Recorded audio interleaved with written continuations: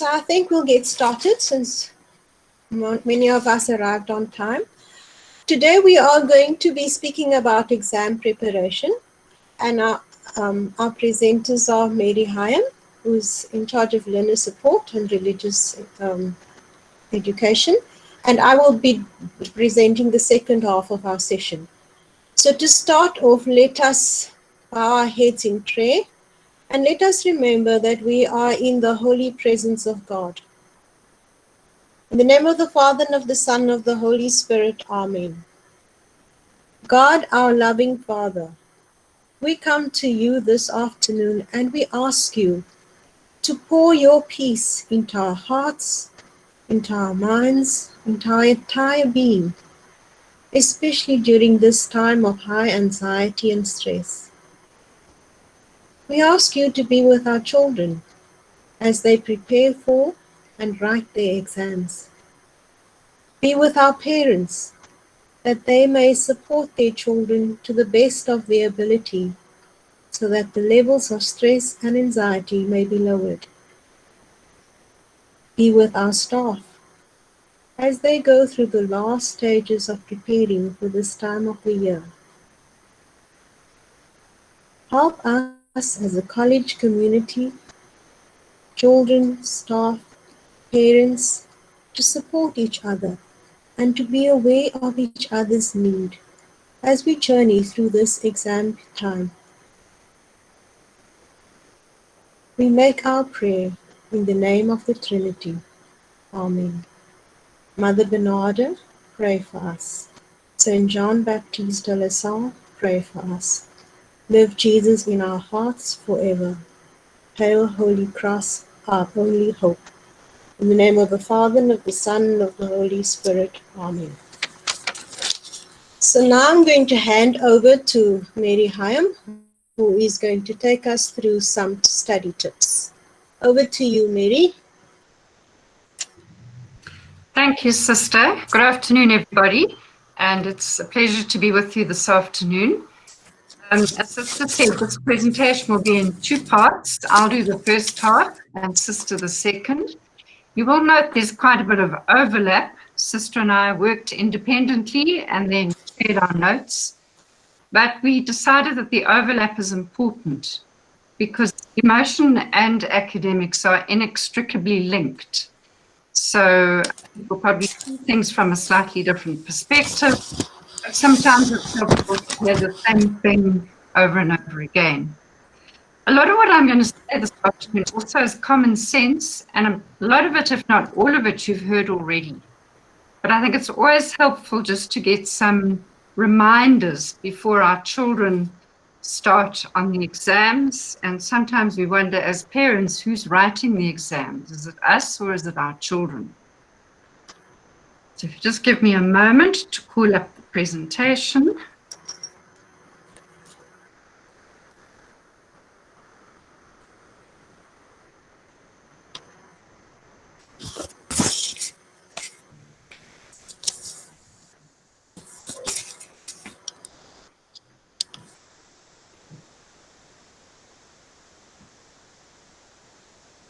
Right, so hopefully this is not how our children are feeling, but many of them may well be, and say perhaps sometimes it's the parents who feel like this a little more than the children do.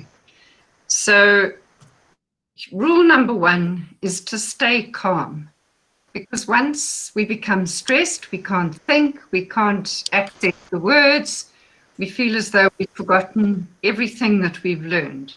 And then we go into panic, and then there's a vicious cycle. And that's not helpful for anybody. Tensions in the home rise, and everybody starts to hate school, hate exams, hate learning.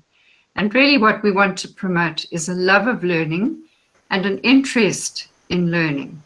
So how do we do that?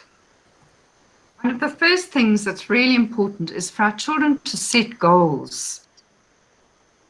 Their learning is a journey, so they need to know where they're going and how they're going to get there. So the goals need to be specific. And what I recommend is that you take last term's marks make a list of those, and then aim for the mark that you want to get this term. But be realistic about that, because we want to set ourselves up for success and not for failure.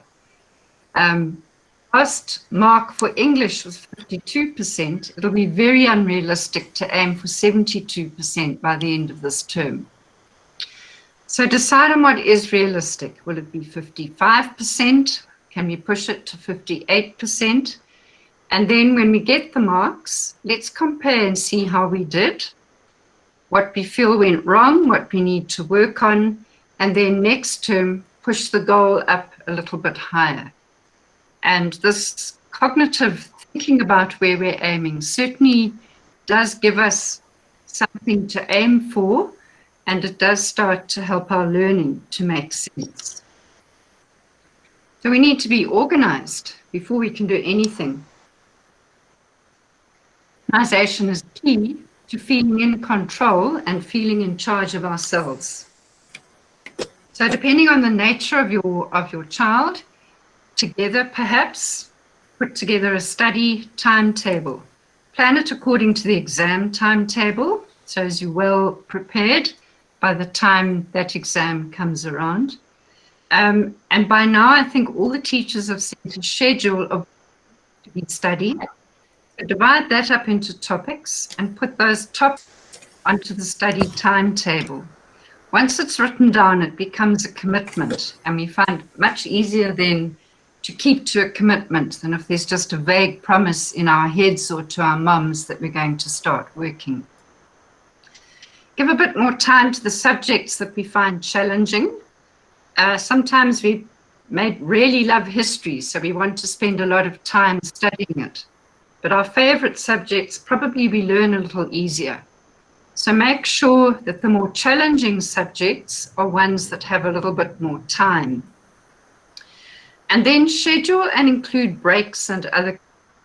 It's hugely important for us to also relax and to build in time for relaxation and enjoyment, because that's the time that our learning really begins to integrate.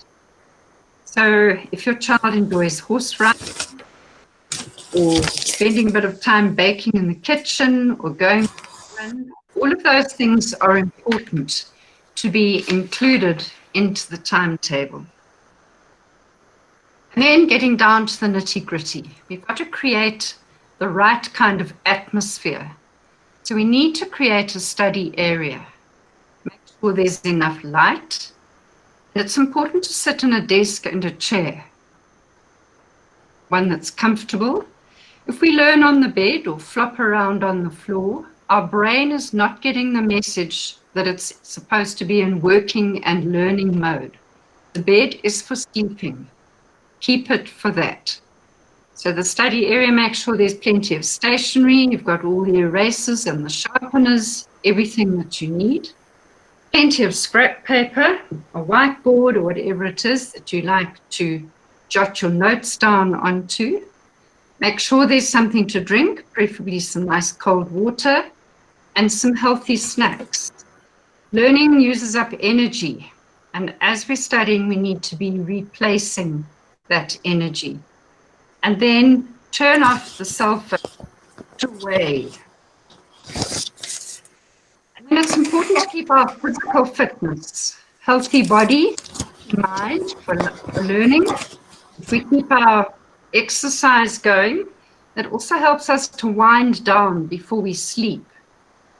If we haven't had any exercise, there's going to be far too much going on in our brain, and it's going to be difficult to sleep. So, and plan for enough sleep. All-nighters are really not a good idea. All we do then is add to the stress and the panic. We need to eat healthily. Again, energy-inducing snacks. Not too much sugar, preferably fruit, biltong, cheese, proteins that keep the energy alive. And don't forget to exercise. We need to keep that stress at bay, and exercise is a very good way. And also sometimes when we're exercising, we might be going through our learning and our notes at the same time. So be creative about how we exercise. And then take regular breaks, because then we come back to our work feeling refreshed and ready to start again. And again, it opens up all the neural pathways ready for learning. And just by the by, I've just finished a 2-year course for myself. So all of these tips are fresh from my own experience at the moment. It's important to know your learning style. And this can be a little bit controversial. Some people say it's a myth, but I think we all have different preferred ways of learning. There are, if we look up on the internet, there are up to 10 learning styles, and each one of us probably has a little bit of everything, but we have a dominant learning style or a preferred learning style. So it's a good idea to experiment and find out which is the one that we prefer and where we feel we learn most effectively. You can Google different tips and so on, but a multi-sensory approach to learning is the best way to learn. If we use as many of our senses as possible, it awakens the brain, different areas of the brain, and it makes our learning make more sense, and it's easier to integrate it. So, one of the visual learners, many people are visual learners. They learn better by seeing things. So these are the learners who will draw pictures, they'll draw something about what they're learning, they will enjoy looking at maps, they may want to watch videos, making mind maps. Just be sure that the making of mind maps doesn't include too much detail. We don't want to get bogged down by the detail. Mind map needs to include keywords and concepts that can trigger other thoughts and ideas that make the content make sense.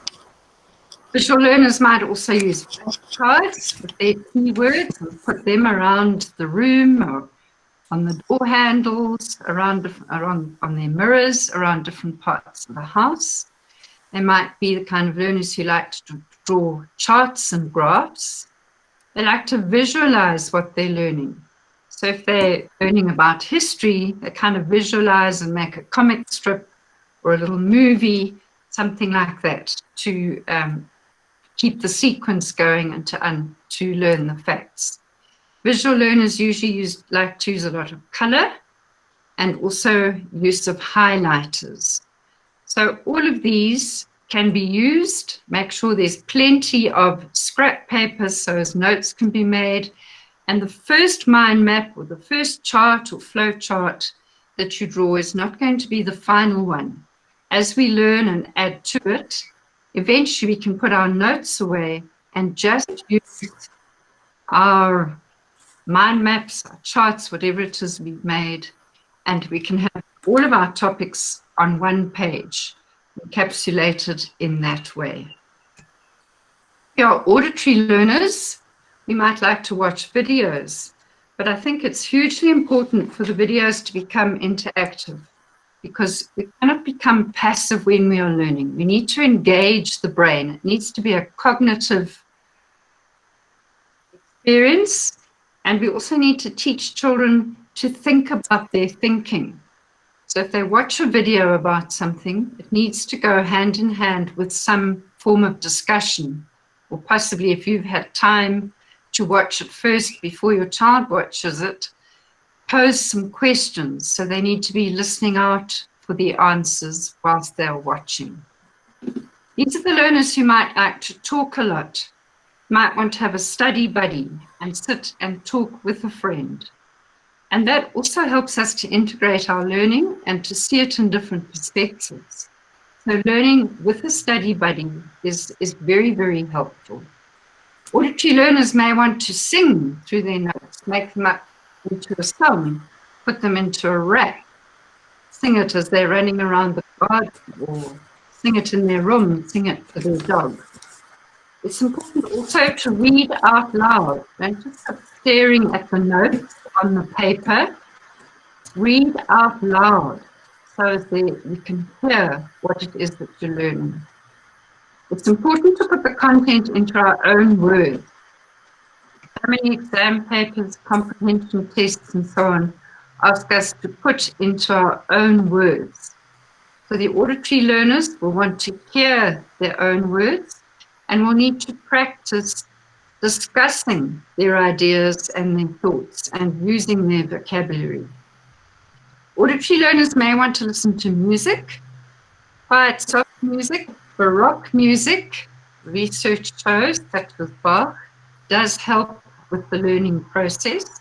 Not a good idea to listen to music that has got lyrics, because we find that we start repeating the lyrics in our mind instead of concentrate on what we're learning. Auditory learners often find it helpful to teach someone else the content. So maybe mums, while you're cooking the supper, then your child can come and tell you all about what they have just learned. And when that happens, again, make it interactive. Ask questions about it. Why do you think that happens? What is the reason for that? How do you make meaning of this? Does it make sense to you? So learning becomes interactive no matter which modality your child is using to learn. Kinesthetic learners, yes, often the ones we find difficulty with. These are the children who need to move around when they're learning. They bounce, they fidget. Quite a good idea if it's that kind of, if your child is a kinesthetic learner, those big Pilates balls, they maybe need to move as they're learning. They may need to have a stress ball in their hand or something that's not going to make a noise to distract them, but something that they can touch whilst they're learning. Kinesthetic learners might also want to learn outdoors. They want to feel the wind blowing through their hair. They want to feel the grass under their feet. So that's also fine. But again, not a good idea to be flopping around on a blanket. The body language needs to say, I'm ready to learn. Kinesthetic learners like to perhaps devise a role play. They want to act out for you the story of a river or whatever it is that they need to learn. They like to build models of what it is that they are learning. They often use gestures to help them to memorize, funny little gestures linked to different vocabulary. And these are children who like to conduct experiments. So they will need to make whatever it is that they are learning. So as they have a concrete example of what it is they are learning. So these children often need quite a bit of space. They need to perhaps be outdoors. They might need to have an area where they've got boxes and glue. Even high school learners in science and so on may need to learn in this way. Then we have the read and write learners. This works for some people. They like to read their textbooks and make notes. But it's hugely important while they're learning that they aren't just sitting reading out of the book. Again, it's important to engage with the content in some way, making their own notes, rereading the notes out loud. They need to be putting things into their own words. These kind of learners also like to make charts and graphs, mind maps, flow charts, and they would need lots and lots of paper and colors, a whiteboard in their room, and so on. Our learning needs to be interactive and meaningful. We need to make meaning of it before we can integrate it with our previous knowledge. Everything we learn needs to link. If we make meaning of it, it will stay in our brain and we won't need to learn it again. So link new information with what you already know. And we know that the curriculum builds one step upon another. So once we know the first step, we build with the next step. And I've said it already, learning needs to be interactive. Just reading over the notes is not helpful. We think we know it because we've read it 20 times. We have to read it, it's there, and we think, oh, I know this already. So another modality other than reading needs to be used. It's always important to learn with a pencil in our hand, to make notes, write down questions. If there's something we come across that we haven't understood, we need to write down the question and make sure that we find somebody who can answer that question for us before the exam starts. If we start to feel overwhelmed, we need to chunk the work into smaller chunks.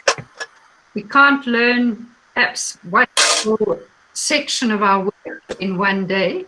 We need to divide it into topics. Again, when planning the study timetable, plan one topic per day. We take everything in bite-sized pieces. We don't feel overwhelmed, and it begins to feel manageable. And our goal also is for learning to become enjoyable. And then while our children are learning, encourage them to ask plenty of questions around their learning to ensure understanding. And we need to ask them lots of questions, and not always just as in parrot fashion, but creating a conversation around the topic that they are learning and linking it to meaningful experiences in their lives.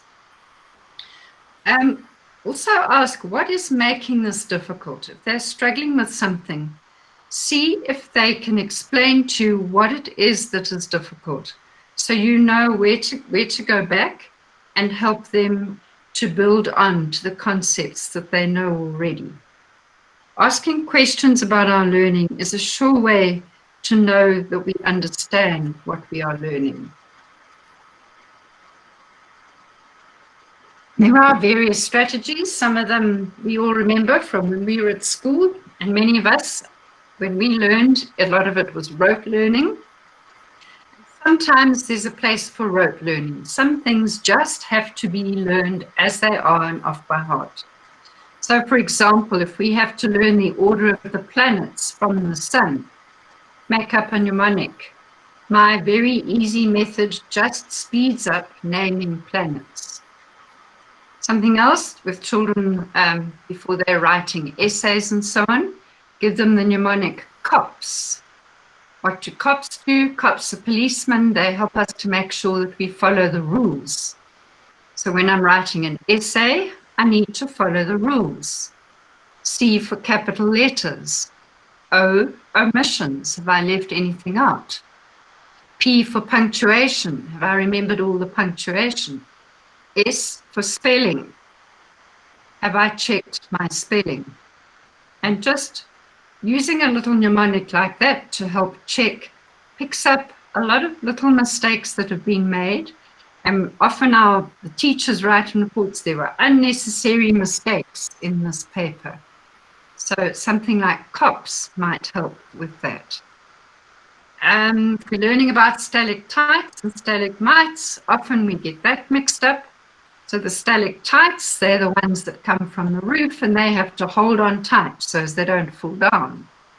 The stalagmites grow from the floor and they might reach the roof one day. Just little tips that help us to remember, particularly if we're learning opposites, stalactite and stalagmite. Make up rhymes about what you're learning. Again, the importance of reading out loud. If you are studying a whole lot of events that happened in history, chain them together. You could even make a paper chain. But one event links on and carries on to the next. Important to practice past papers. Then the children get into the habit of how to answer the questions. They start to learn the vocabulary that is used in the various subjects, and that is also important. And then let them make up their own tests. We soon know how to frame a question if we know what the topic is and what the content is that we have to learn. So making up our own tests often is quite helpful. It makes us go through the work and look for the questions. And then obviously they would write their memo as well. That's quite a powerful way of learning. When it comes to the exam, what are a few of the techniques? Always, always, always check the mark allocation. And all of the children are given 10 minutes before they're allowed to even pick up a pencil, just to read their exam through. That happens in every single exam right up to matric. So they are given a chance to read it through before they then start trying to answer questions and going back to what is in the paper. But it's important always to check the mark allocation. Highlight the key words in the questions. Unpack the question. If the question is saying, list 3 reasons why global warming, blah, blah, blah. The question and circle the word list. What am I being asked to do? I'm asked to do what? To list. What am I being asked to list? 3 reasons. Write a number 3 above where it says 3. Highlight the word reasons. Global warming does whatever. So they need to be able to unpack the question and fully understand what it is that the question is asking. Ensure that your children know the vocabulary that is used in exams. List. If you're asked to list something, that means you do not write a paragraph or write sentences. You use bullet points. If it's for 3 points, you list 3 things. Don't waste time listing 6. Just list 3 and move on to the next question. Explain. If you're asked to explain something, talk about it and help the other person to understand it.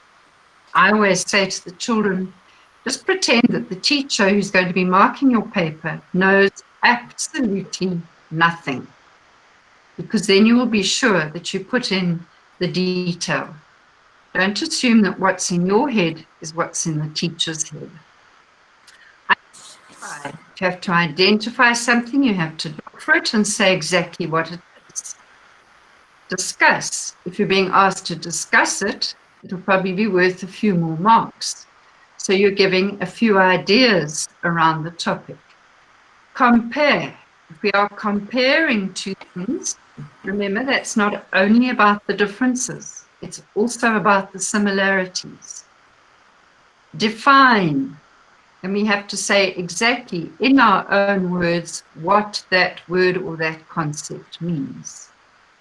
Quote.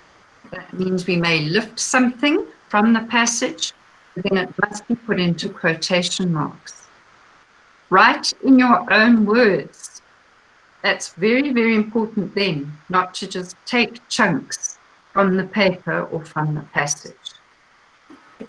And in a comprehension, the answer will be in the text. You may need to look a bit deeper to understand the question, but if you've read the text at least twice, then you will become familiar with what it is telling you, and you will be able to look for the answers to the inferential questions. And then always use the question to start the answer. So if the question says, I'll find my example here.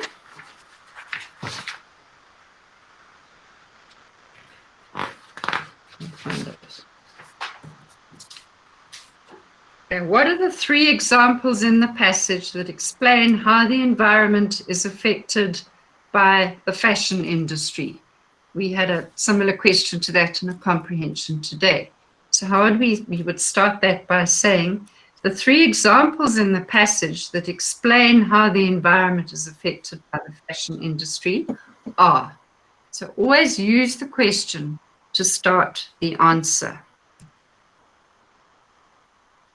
So in the preparation, and particularly on the day of the exam, only allow positive comments in your house. Instead of, I can't do this, this is too hard, can do this. This is taking a little while, but I will get there. And then our children need to remember they have been taught everything that they need to know. Gone are the days when we set tests with trick questions. We're not trying to trick your children, trying to find out what they know, trying to help them to access their learning. So learning is a much more positive experience these days. And then they need to self-talk, say things like, I am doing my best, what is best for me. Help them not to compare themselves with other children. They set their own goals and they aim to do what is their own very, very best.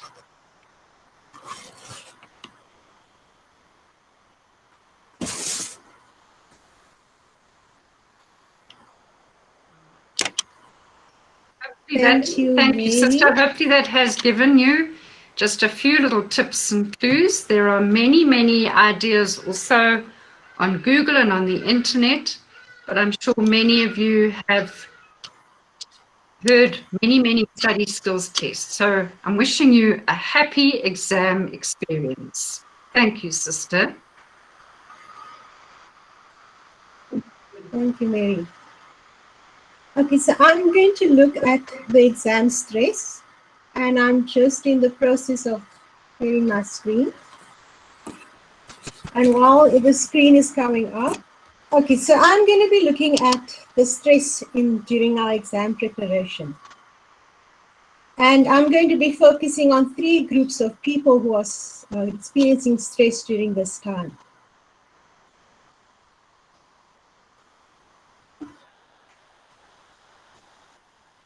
We all know that during this time, our parents and our children are experiencing exam stress.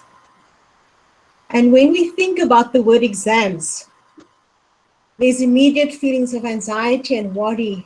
We feel the pressure and the tension of the exams. Some of our children are fearful. And then we start to complain about headaches. And this is all leading to stress. We also know that exams causes reactions and sensations in our body. So we are unable to switch off our brains. We're thinking about it all the time. When we go to sleep, we're thinking about what we studied. We have tension headaches. We could develop tension headaches. Our breathing quickens. And if this becomes too much, then we might experience hyperventilation and anxiety and panic attacks. Our heart beats harder and faster as we think about exams. And we start to have tummy issues due to the rush of stress hormones. And then we also feel nauseous, and some children actually end up vomiting during this time. Children might either have a loss of appetite or they might start eating too much. Some grind their teeth and others bite their fingernails. And some have mood swings. Our muscles tense up, and sometimes we either have sleeplessness or we feel drowsy all the time. So why is the word exams, or why does this time cause so much stress? It could be that there might be numerous factors. These might be real and they might be perceived. So there might be the pressure of achieving high marks. Our results have to be good.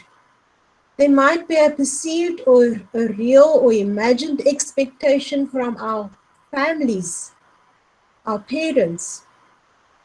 We maybe feel that we must live up to family traditions and experiences. So my brother achieved high marks, my father achieved high marks, so I have to also.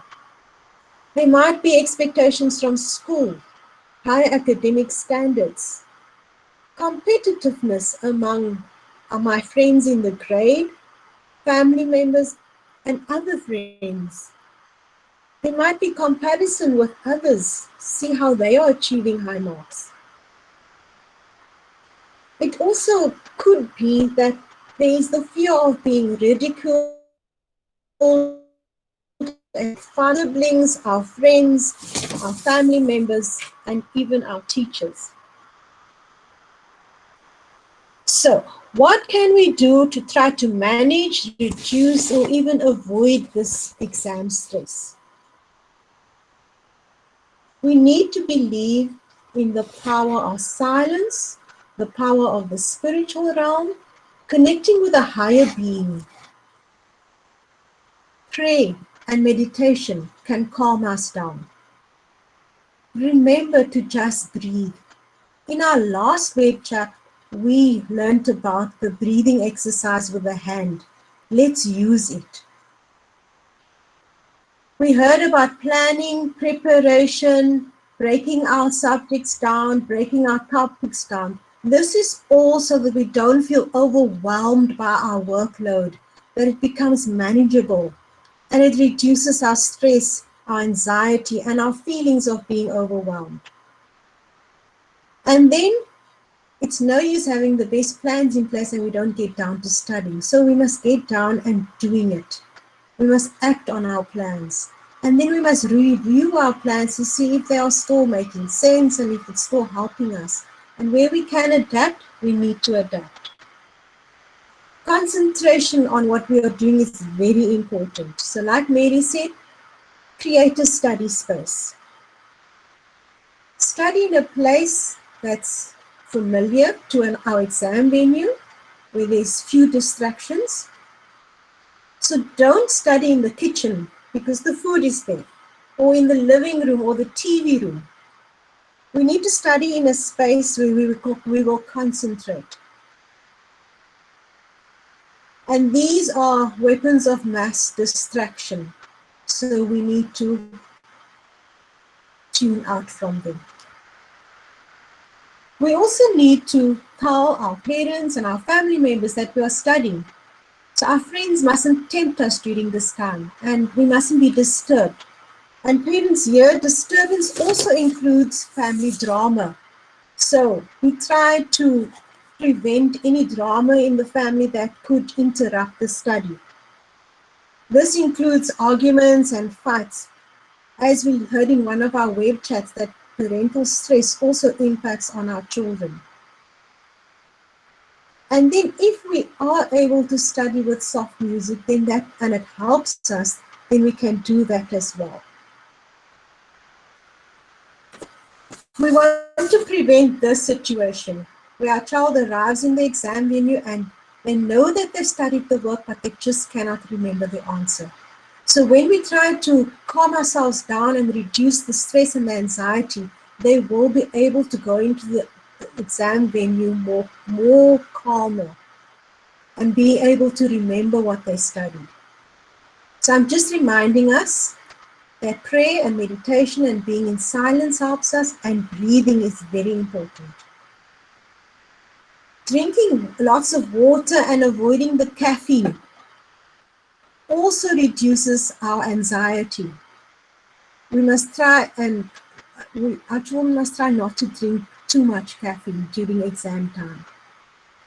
We need to eat healthily and stretching while we're studying as well. Now, Mary spoke about this with regard to retaining work. I'm speaking this with regard to reducing our stress and anxiety levels. Then we need to take a break. We cannot continue without a break. We need to sharpen the saw, and that's when we take a break. Where we reward ourselves by short programs. If we know that we're going to get lost in a movie, then don't watch a movie. We can go for a walk. Walking helps to relax us, and breathing in fresh air helps to calm us. And then we can reward ourselves with getting a pizza, but not indulging too much, because we need to have a healthy, balanced eating plan when we're studying for our exams. And then we need to get enough sleep. Like Mary said, it's important to have a positive attitude and to have positive self-talk, because this will help to reduce our anxiety levels and the amount of stress we are feeling if we engage in positive self-talk with ourselves. So here is examples of how we can talk to ourselves so that we can be positive. We can say to myself, a child can say to itself, I am enough. I believe in myself and my abilities. I can control my own happiness. Today, I am a leader. Today is going to be an awesome day, especially on exam day, and I can get through this. I think this is what parents dread the most during the exam time. When you know your child or your teenager is supposed to be studying, and what are they doing? Lying on the bed, reading, playing games, or doing everything else but studying. So parents, what can we do to help our children study? First of all, you're not helping when you continue to nag about the exam. When are you going to study? Are you going to study? If you continue to nag about studying, it's not helping. Try not to nag about things that we would normally do, like cleaning the room, making the beds. Exam time doesn't last forever and it's only a short time, so it's okay to let those things slide. Don't continue complain about what they're not doing and not achieving and not studying. Or criticize them about their study habits or putting them down and telling them things like you're not like your brother who is able to study, comparing them with their siblings or with their cousins or their friends or other family members, pushing them or pressurizing them, and then only focusing on marks. So instead of doing all of that, what you can do to help them is to stop all that and to listen to your child. Listen to what they're experiencing, what they're struggling with. Acknowledge their feelings, their goals, what they want to do. Communicate to them about your expectations and listen to their expectations. Meet each other halfway. Encourage and motivate them to do their best. And allow them to make mistakes and help them to learn from these mistakes. So if they didn't succeed at first, encourage them. Next time you can do better. And then focus on your child. The child is important, more important than the marks or the percentage. This is another thing that parents dread. On the day of exam and the child doesn't want to go to school. So, I started off by saying that there are three groups of people that is experiencing exam stress, and I mentioned parents and children, but we also have our teachers who feel it. So we need to remember that teachers also feel exam stress. Why? Because there are high expectations, and they know that parents are expecting the children to perform. This has been a stressful year. Then there are deadlines. Teachers have to meet deadlines at this time of the year also.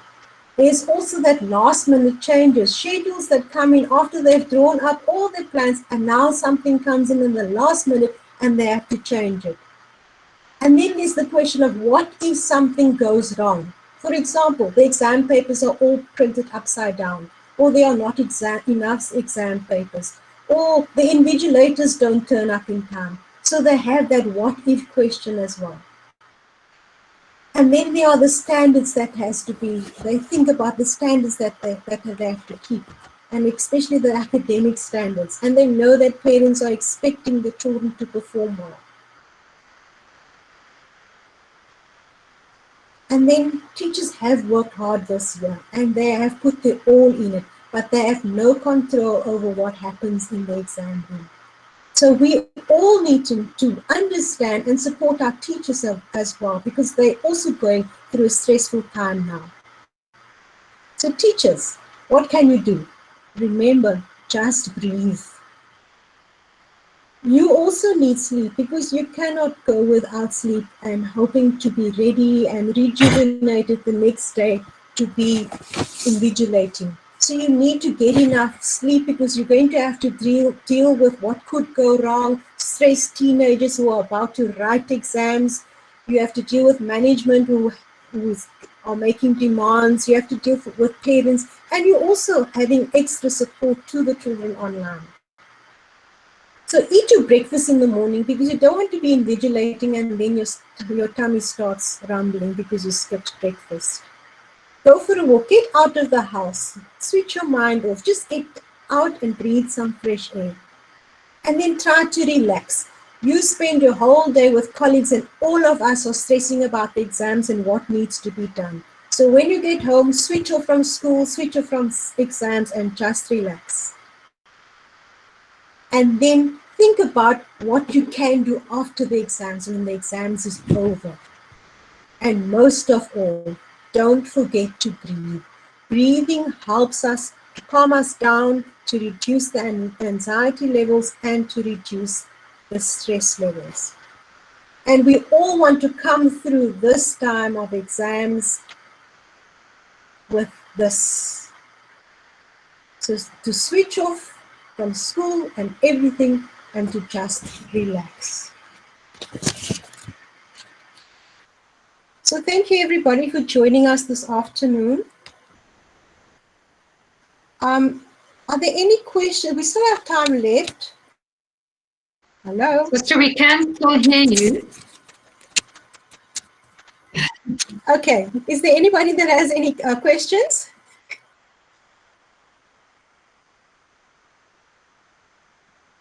Anyone has a question, maybe use the chat box. Sister seems to have frozen, I think. Are you hearing us, Sister?